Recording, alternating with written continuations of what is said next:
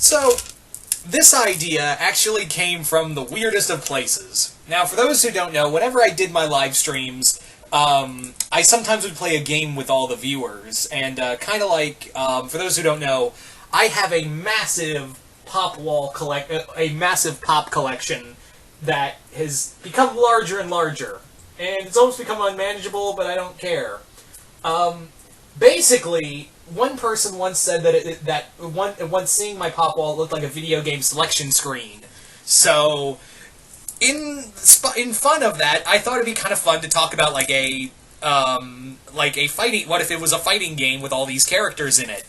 And I kind of thought, yeah, wouldn't that be fun? So it's kind of funny because one live stream I talked about how just for the shits and giggles, I thought of like if this was a real game, what would the story be?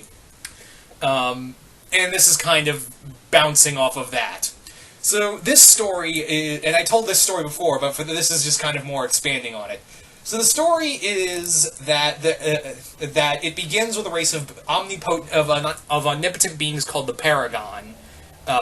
Excuse me. Now the Paradigm are a race of beings who are kind of like the fifth dimensional beings from DC Comics. You know, Mixix-Piddlix people. They're godlike. They can shape and create worlds all they wish. But the thing is that they don't have any concept of right or wrong. They're so omnipotent that they have no real understanding of what is right and what is wrong. And as they continue to shape worlds in their dimension and reform them, they don't have like any desire to do anything. Like they don't know which is the better option, to be good or be cruel. They generally are curious. So they look through the multiple throughout the multiverse and look at all the heroes and villains, and they see great acts committed on both sides. You know, they see great acts of chivalry and great acts of villainy, and both of them have their own pros and cons to each of them. So the Paradigm basically go, you know what? Let's have a game. Let's play a game where all of these heroes, we bring all these heroes and villains to us, and we'll watch them. And whoever wins this, will follow them. We'll follow their advice.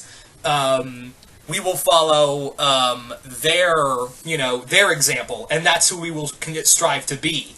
If any of the heroes win this contest, then we'll become chivalrous and follow their examples of heroics. Or if any of the villains win, we will follow their way, and with the powers we have, we can do a lot of damage. So it's a great incentive for the heroes to win, because they don't want a race of godlike beings thinking that evil is the right way and doing all these horrendous shit with all of their powers. So yeah. Now, it's not just simply a bunch of they cherry pick. The Paradigm believe that it's not exactly fair to just grab everybody from one universe and plot them all. They choose a character, they choose a person carefully. They choose them by their strength of character, their fighting prowess, and their intelligence, and then plop them into this kind of like pseudo battle world kind of place.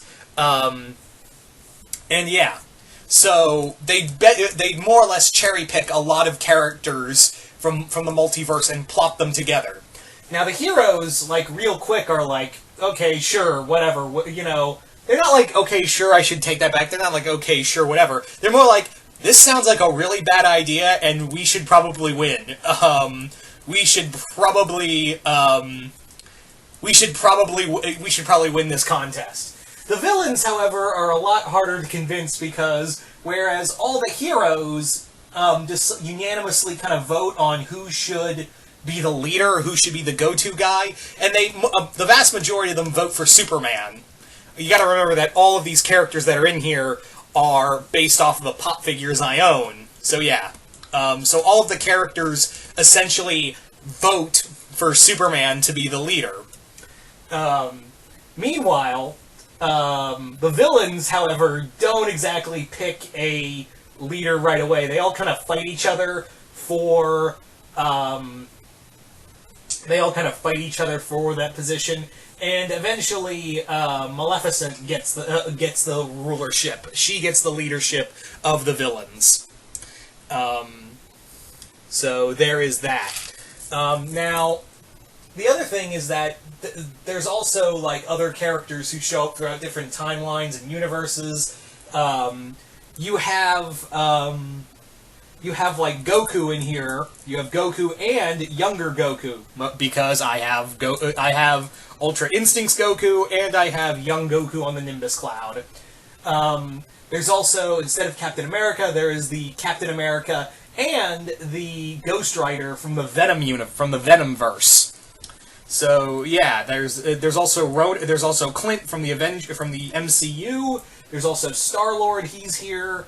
You also have like several characters from the DC universe or DC multiverse. Superman is from the main DC universe. But you also have Batman Beyond, you have Terry, but you also have Flashpoint Wonder Woman, and you also have you also have a Joker Batman. So because I don't have a actual singular Batman pop, I just have Batman Beyond for good Batman. I do have Batman Who Laughs and a Joker Batman pop figure. So, you know, there's that. So that's kind of the thing. There's several characters are essentially like, yeah, we don't know what to do, we don't know what to think of each other. And there's also like this kind of schism among the hero side, because some of them are killers, and they consider it a war. Like Marcus Phoenix is like, dude, this is a war, and all of reality's at stake, maybe we should kill some people. And they do, but the Paradigm keep bringing them back. That's the thing, is that the Paradigm continuously keep bringing people back if someone does die. And Superman, even though he knows, yeah, people get resurrected, it's like, no, this is not the way we do this. This is not how we fix this problem. But no, I thought of some very interesting like bouts in this little fun thing, this fun little weird idea made from my pop figures because someone gave me the idea after saying it looks like a video game screen, and it all kind of snowballed. So this is kind of, as someone once said, when I first explained this fun little idea on a live stream, it sounds like a combination of Secret Wars meets Mortal Kombat. And yeah, that's kind of how it is. That's kind of how I kind of thought of this whole idea. But I had like some fun ideas in here, like Superman faces off with Frieza. You also have like Deku taking on the Witch King. You have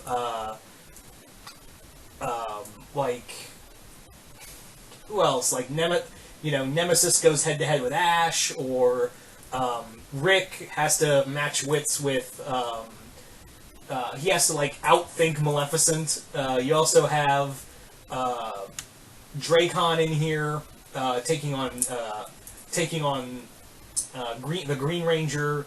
Like you have Dark Phoenix as well. You've got a lot of like a hodgepodge. There's also a thing. Another thing, because they have Season 1 Zuko. Another thing that the Paragon did, I wanted to explain story-wise, is that while you have Aang, Katara, and Toph here, the Zuko in here is not the same one they know. It's from when they first met Zuko. So this isn't the Zuko who's on their side. But at the same time, even though he's on the villain side with Azula, he's still kind of like conflicted. But on the other, Azula kind of has him under her thumb because Iroh isn't here to help guide him.